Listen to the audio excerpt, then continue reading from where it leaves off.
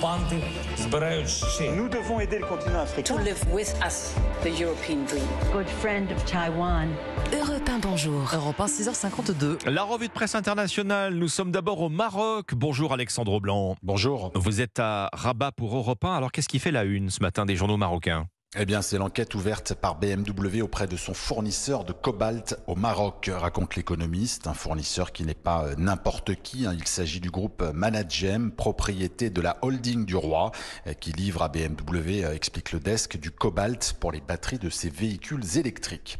Le constructeur automobile allemand reproche aujourd'hui à Managem de ne pas respecter les normes environnementales, précise l'opinion, en cause des rejets d'arsenic dans l'eau en trop grande quantité. Managem a déjà rejeté ces accusations, indiquant qu'aucune maladie professionnelle liée à l'arsenic n'a été enregistrée selon les Échos. L'enjeu est de taille. Managem et BMW sont liés par un contrat d'approvisionnement de 100 millions d'euros et l'entreprise marocaine livrera dès 2025 du cobalt à un autre constructeur, français cette fois-ci, le groupe Renault. Nous partons maintenant pour la Turquie avec vous, Jeanne Joulot. De quoi parlent les journaux du pays ?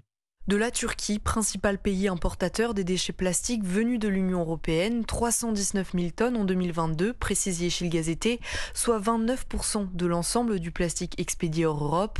Recycler du plastique coûte moins cher que d'en produire, explique la version turque de Taz.